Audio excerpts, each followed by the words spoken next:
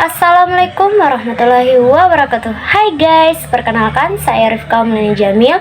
Di sini saya akan memenuhi salah satu tugas UAS saya dari mata kuliah Strategi Pembelajaran Bahasa Indonesia. Di sini saya akan menjelaskan apa sih perbedaan dari Project Based Learning dengan Problem Based Learning. Yuk simak selanjutnya. Nah, apa sih itu Project Based Learning? Jadi, Project Based Learning adalah model pembelajaran yang menggunakan sebuah proyek atau proyek yang menghasilkan karya sebagai proses pembelajaran. Adapun karakteristik dari Project Based Learning, yang pertama, peserta didik membuat keputusan tentang sebuah kerangka kerja. Yang kedua, terdapat masalah yang pemecahannya tidak ditentukan sebelumnya. Yang ketiga, peserta didik mendesain proyek untuk mencapai hasil. Yang keempat, peserta didik secara kolaboratif bertanggung jawab untuk mendapatkan dan mengelola informasi yang dikumpulkan. Yang kelima, melakukan evaluasi secara kontinu. Yang keenam, peserta didik secara teratur melihat kembali apa yang mereka kerjakan. Yang ketujuh, hasil akhir berupa produk dan dievaluasi kualitasnya. Dan yang terakhir, kelas memiliki atmosfer yang memberikan toleransi kesalahan dan perubahan. Nah, adapun langkah-langkah dari Project Based Learning itu sendiri, yang pertama, penentuan pertanyaan mendasar. Yang kedua, mendesain perencanaan proyek. Yang ketiga, menyusun jadwal. Yang keempat, memonitori peserta didik dan kemajuan proyeknya. Dan yang terakhir, menguji hasil dan mengevaluasi pengalaman. Nah, menurut Kurniasi dalam Nuturfiani menjabarkan model pembelajaran Project Based Learning memiliki keunggulan dalam pelaksanaannya. Adapun keunggulan dari penerapan model Project Based Learning yaitu pertama, meningkatkan motivasi belajar peserta didik untuk belajar, mendorong kemampuan mereka untuk melakukan pekerjaan penting dan mereka perlu dihargai. Yang kedua, meningkatkan kemampuan pemecahan masalah. Yang ketiga, membuat peserta didik menjadi lebih aktif dan berhasil memecahkan problem-problem yang kompleks. Yang keempat, meningkatkan kolaborasi. Dan yang kelima, mendorong peserta didik untuk mengembangkan dan mempraktikkan keterampilan komunikasi. Yang keenam, meningkatkan keterampilan peserta didik dalam mengelola sumber. Yang ketujuh, memberikan pengalaman kepada peserta didik, pembelajaran dan praktik dalam mengorganisasi proyek dan membuat alokasi waktu dan sumber-sumber lain seperti perlengkapan untuk menyelesaikan tugas.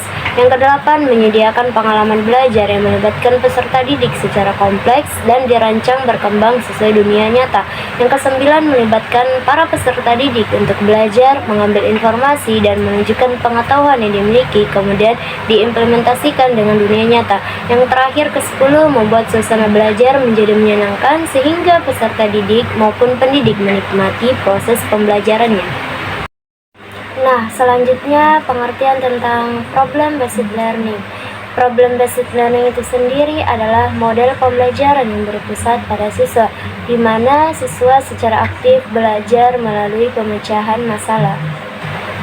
Nah, selanjutnya karakteristik dari Problem Based Learning itu sendiri. Yang pertama, berpusat pada peserta didik. Dalam pelaksanaan kegiatan pembelajaran, fokus utamanya adalah di peserta didik.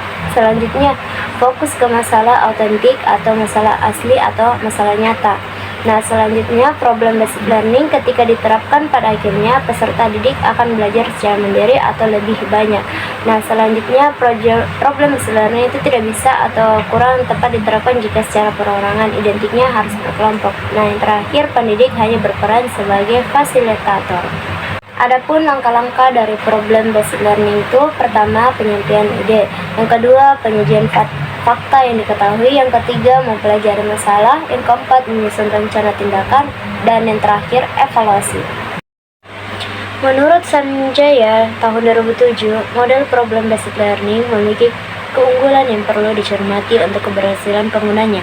Yang pertama, menantang kemampuan siswa serta memberikan kepuasan untuk menemukan pengetahuan baru bagi siswa. Yang kedua, meningkatkan motivasi dan aktivitas pembelajaran siswa. Yang ketiga, membantu siswa dalam mentransfer pengetahuan siswa untuk memahami masalah dunia nyata. Yang keempat, membantu siswa untuk mengembangkan pengetahuan barunya dan bertanggung jawab dalam pembelajaran yang mereka lakukan. Yang kelima, mengembangkan kemampuan siswa untuk berpikir kritis, dan mengembangkan kemampuan mereka untuk menyelesaikan dengan pengetahuan barunya. Yang keenam, memberikan kesempatan bagi siswa untuk mengaplikasikan pengetahuan yang mereka miliki dalam dunia nyata. Yang ketujuh, mengembangkan minat siswa untuk secara terus-menerus belajar sekalipun belajar pada pendidikan formal telah berakhir. Yang terakhir, memudahkan siswa dalam menguasai konsep-konsep yang dipelajari guna memecahkan masalah dunia nyata.